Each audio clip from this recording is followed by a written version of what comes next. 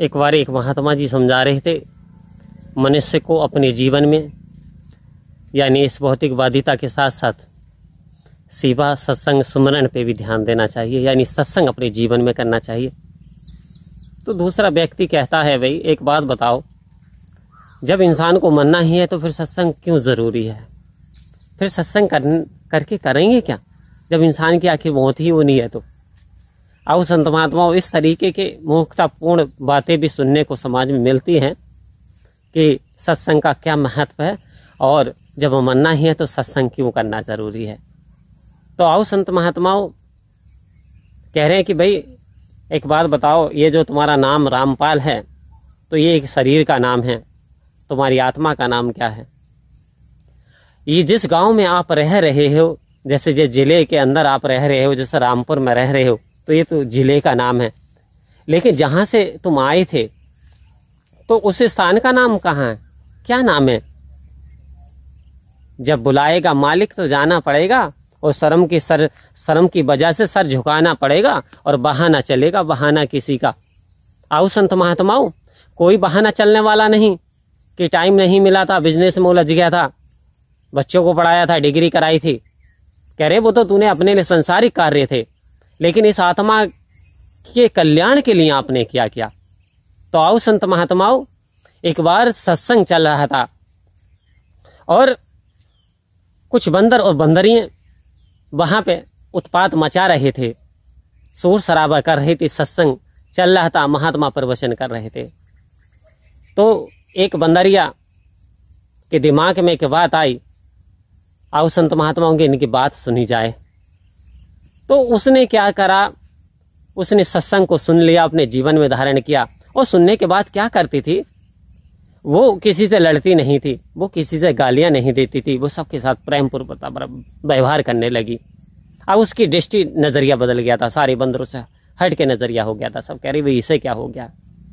तो अंत में क्या होता है, जब उस बंदरिया की मृत्यु होती है और मृत्यु होने के उपरांत उसे राजा के यहाँ बेटी का जन्म मिलता है, और जो उसका पति था, बानर था, बंदर था, उसे किसान के यहाँ बैल का जन्म मिलता है। अब ये धीरे धीरे बड़ी हो जाती है और वो भी बड़ा हो जाता है, और तो किसान उसे जोतता है, जमीन में ले जाता है तो वो नखरे करता है, कभी जुआ गिरा देता है, इधर से इधर को करता है, और यानी चलना नहीं चाहता। और किसान है उस पर पैने मार रहा पैन है कि चलना तो पड़ेगा। आओ संत महात्माओं, इधर रानी की शादी हो जाती है, डोला होकर के निकलता है तो नजर पड़ती है, देखती है, अरे ये तो वही बंदर है, आज बैल के जन्म में है। वो उतर के जाती है और कहती है रोक दो 2 मिनट के लिए डोला। बैल के कान में कुछ कहती है, बैल उठ करके और सीधा हो जाता है और देखता रह जाता है और चलना शुरू कर देता है। ये देख करके किसान बड़े आश्चर्य में पड़ गया, भाई जब से तो इस पे पैना मार रहे थे, लेकिन ये चल नहीं रहा था, और अभी इस स्त्री ने क्या कह दिया कि इसने चलना शुरू कर दिया। वो अफसोस में पड़ गए। रानी उधर महलों में गई और एक दिन के बाद सारे किसान गए और उन्होंने ऐसे ऐसे गुहार लगाई कि हमें राजनी साहिबा से जवाब चाहिए। बोले किस बात का? बोले ऐसे ऐसे कल घटना हुई। आओ संत महात्मा और रानी से गुजारिश करते हैं, तो कहती हैं देखिए हमारे आपके बीच की बात है, किसी से कहना मत। दरअसल हरी चर्चा सत्संग चल रही थी, तो कहा कि एक घड़ी आदि से पुनियाद और तुलसी संगत साध की कटे कोटि अपराध।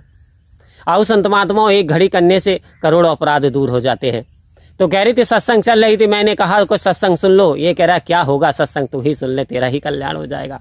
इसने बात हंसी में टाल दी, और मैं जो बंदरिया थी और ये मेरा बंदर था, और आज मैं रानी का जन्म मुझे मिला और इसे बैल का जन्म मिला। तो मैंने इससे एक बात कही, तूने उस समय मेरी बात नहीं मानी। यदि तूने आज भी मेरी बात नहीं मानी तो ये किसान तुझे बहुत मारेगा, और इतना मारेगा कि तू या तुम्हारा कर देगा, फिर भी तुझे चलना पड़ेगा। इसलिए जो ये तेरा कर्तव्य है इसे तू निभा, इसका पालन कर ले। तो आओ संत महात्माओं, कुछ हमारे ऊपर भी फर्ज भी है, कर्ज भी है। फर्ज क्या है और कर्ज क्या है? कर्ज है यानी अपने बुजुर्ग माता पिता की सेवा करना, जितनी हो सके दूसरों की मदद करना, मानवता को अपनाना। आओ संत महात्माओं, और फर्ज क्या है, ड्यूटी क्या है? इस आत्मा का कल्याण करना, इस आत्मा को परम गति तक ले जाना। क्योंकि ये शरीर एक माध्यम है, जिस नौका में बैठ करके इंसान भवसागर से पार हो जाता है। ठीक इसी प्रकार से ये जीव आत्मा इस शरीर में बैठ करके इस भवसागर से पार हो जाती है। यानी सतगुरु की कृपा से इस आत्मा का मिलन परमात्मा से हो जाता है। और जिस दिन इस आत्मा का मिलन परमात्मा से हो जाता है प्यारे संतो, उस दिन झूमना शुरू कर देती है वही बात कि पायो जी मैंने नाम रतन धन पायो, वस्तु दी अमोलक गुरु ने कर कृपा अपनायो। अरे पायो जी मैंने नाम रतन धन पायो। उधर कबीरदास जी ने कहा हम ना मरे मरे संसारा, हम ना मरे मरे संसारा, हमको मिला जियावन हारा। कह रहे हैं कि अब मुझे परमात्मा की प्राप्ति होगी, अब मैंने असली धाम जान लिया, तो ये शरीर तो मिट जाने वाला है। लेकिन भगवान कृष्ण अर्जुन को गीता में साफ साफ स्पष्ट कह रहे हैं कि तत्ववेता संत महात्मा को जिस समय मेरे दर्शन हो जाते हैं तो इटर्नल पावर से मेरे साथ जुड़ जाता है, तो वास्तव में उसका मोक्ष संभव है। तो आओ संत महात्माओं से ये बात सत्संग सिमरन जीवन का आधार बनाते हुए और सतगुरु का एहसान मानते हुए जीवन को जिए। परम प्यार से बोलिए धन्यकार जी।